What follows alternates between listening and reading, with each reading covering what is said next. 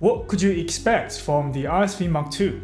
The V in its name stands for the driver, a three-way 5BA configuration.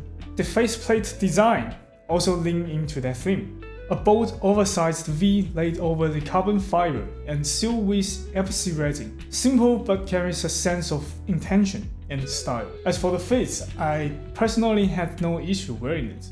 But if you're curious about how this size compares it against other IEMs, you can always check my IEM database, link in the description. Looking at the graph, it doesn't really follow either JM1 or Harman. Instead, it clearly shows its own philosophy. Anyway, we can still use the preference bounds as a guide to see where the RSV Mark II takes a more out-of-the-box choice. First off, from 20Hz to 200Hz, there's a noticeable elevation.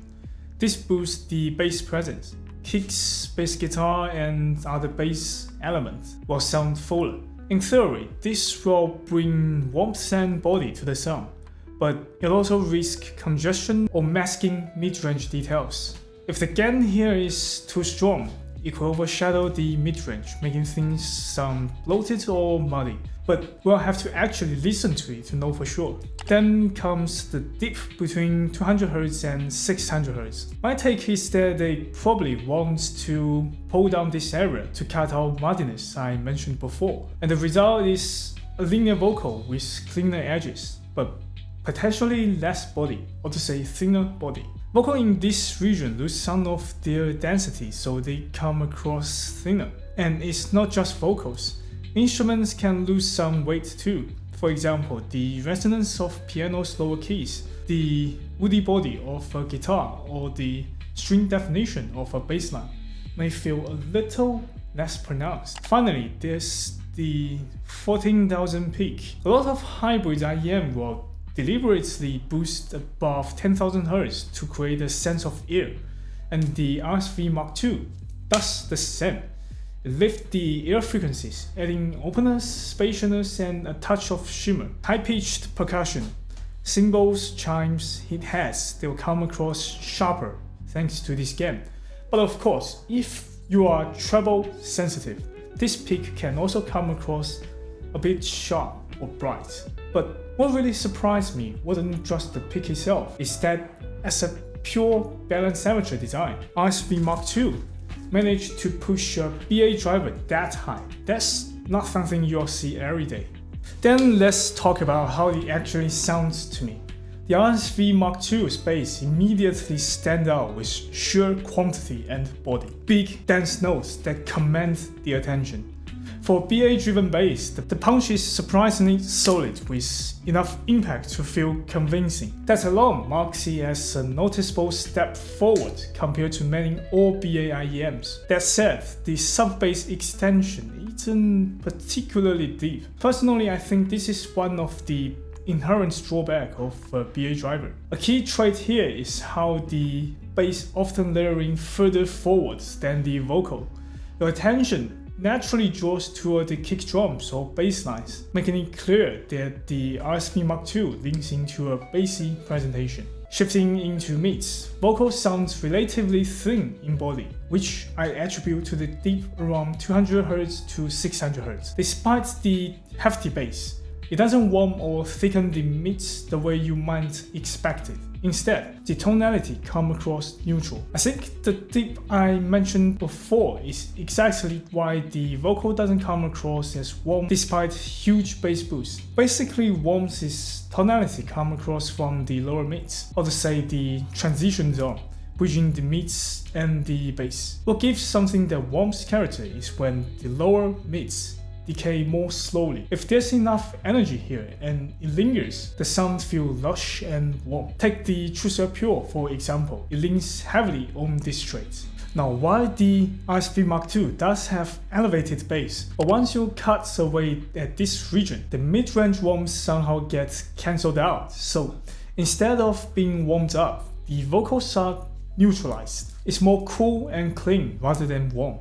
When it comes to the sibilance, there's actually a dip around 6,000 Hz, mid to 10 mid. But because of the overall gain in this region is just too high, those sibilants remain fairly noticeable. Whether they come off as harsh or sharp It's really depending on your source chain. The treble overall is on the brighter side. You can clearly hear it in the overtones, like the sparkle of plucked strings. That's simply a result of higher energy in upper treble region. And thanks to the 14,000 Hz peak, you also get a bit of ear, which helps open up this stage. This kind of tuning, elevated treble paired with thumpy bass, is actually a perfect fit for genre like EDM.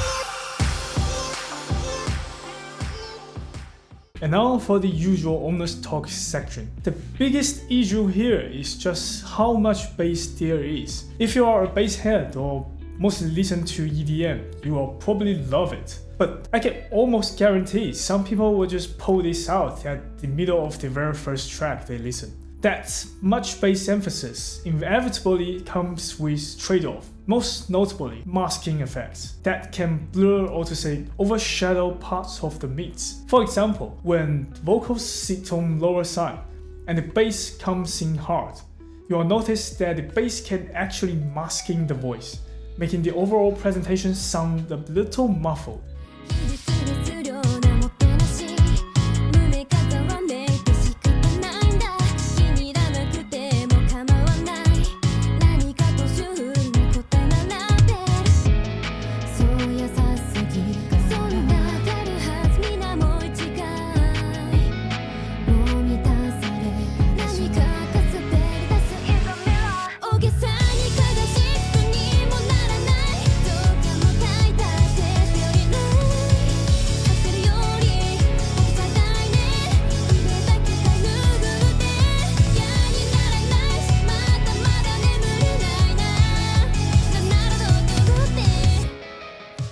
At the same time, it can unexpectedly highlight some instruments than others due to the high bass gain. Take bass as an example. On the next track, you will find them very prominent, even more than guitar.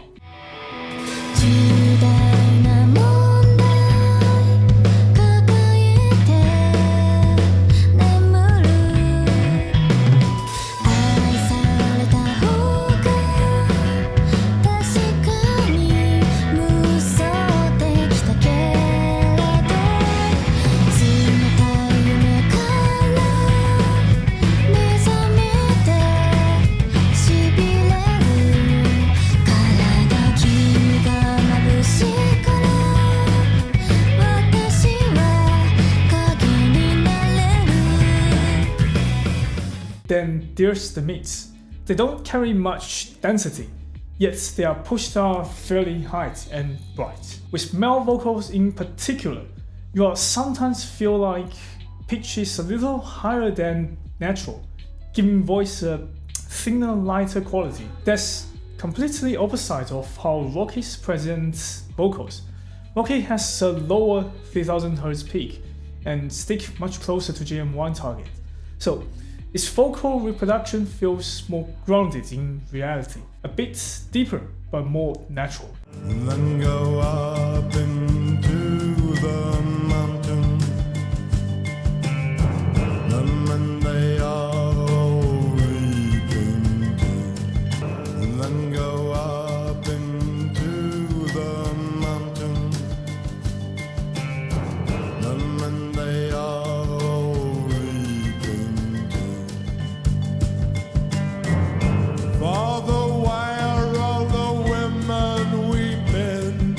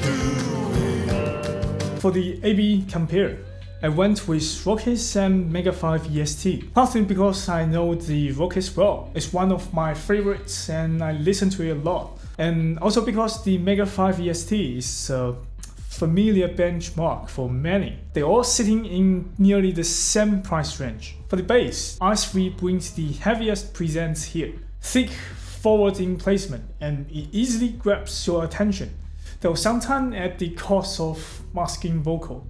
Extension isn't particularly deep, but the impact is quite respectful for a BA set. Rocky is the most relaxed of the three. Lighter on slam, leaning to a more natural and refined expression. Mega5 is the tightest and deepest reaching. Its impacts feel like a nail being driven straight into the woods.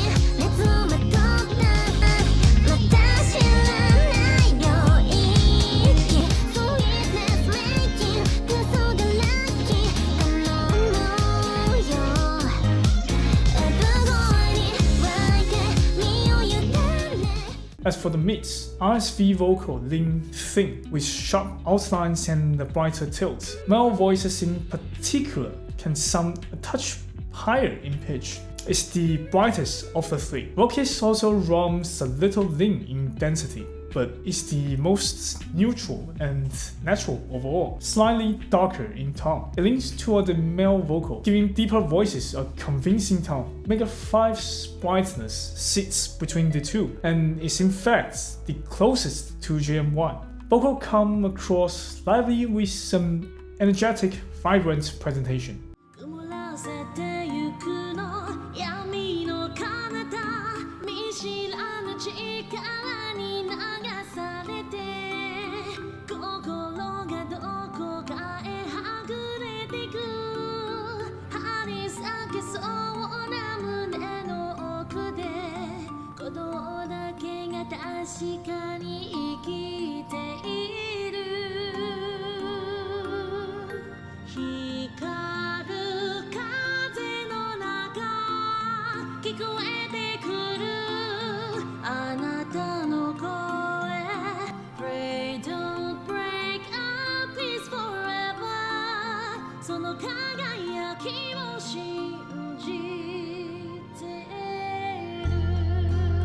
And as for the treble, on the RSV Mark II, the treble leans bright. Piano notes and string plugs carry a pronounced shimmer. Rockies, on the other hand, feels more natural to me. Thanks to its EST driver, it lifts the upper range with openness and micro detail. It's not the brightest set, but string overtones and fine textures come through clearly. Not bright, but rich in detail.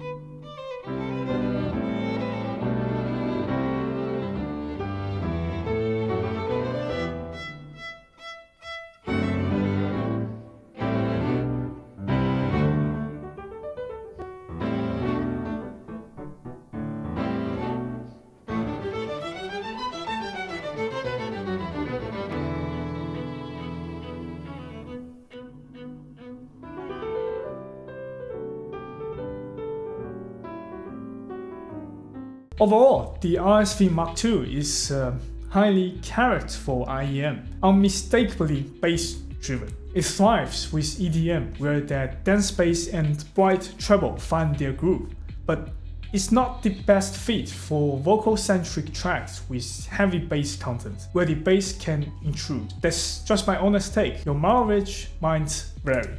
And thanks for watching. I'll see you next time.